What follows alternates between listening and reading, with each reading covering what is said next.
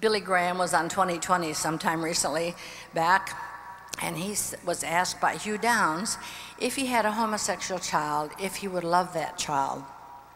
And he said he would love that child even more. Now, all of us want to think that we love our kids the same.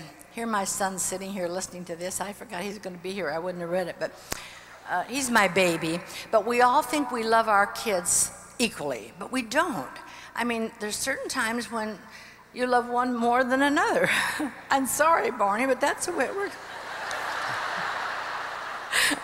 Okay, and I wanted to read this to you. I hope I can read it without crying.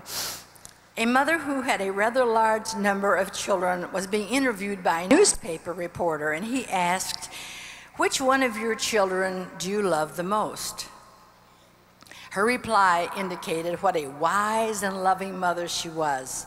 "I love the one most who is away from home until he returns, and the one who is sick until he is well, and the one who is hurt until the hurt disappears, and the one who is lost until he is found."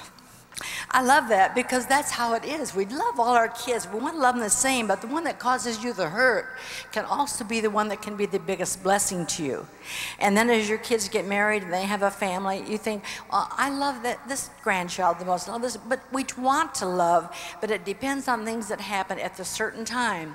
I'm sure this is that way with our friends. Some friends mean so much on one day, and the next day we just soon hang them, you know.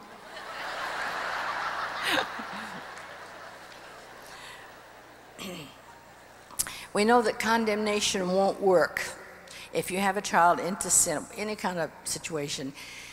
Condemnation will only drive them farther, but conviction from God touches any of us, whatever our problem is. When people bow down and Bible bullet you, it's not going to help you. Only thing that's going to change your life is when God takes a heart of stone and makes it a heart of flesh. Many times pastors interview me on radio shows or programs, and they pull all these verses out of context. It hasn't been so bad the last 2 or 3 years because I pretty well said every verse I know, but before they used to say, now, what about the verse in Corinthians that says you're not supposed to have lunch fellowship with a person in sin? Well, that would cut out all my lunches for sure. Or they'll pull out another verse that is real condemning, and I say, what about the verse that says, any man that looks on a woman with lust hath committed adultery in his heart?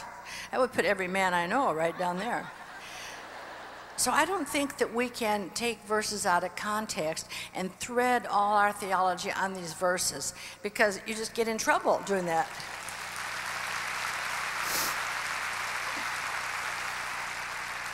And I think the flow of God's message is his unconditional love for all of us. I carry a little stone around with me. It says, Barbara's first stone. John 8:7, whosoever's without sin, let him cast the first stone. My daughter-in-law, Shannon, painted 2 little lambs on here down in the valley because she said, that's where the fertilizer is and that's where you grow. So if you're having a valley experience, that's because you're down in the fertilizer. But I've never been able to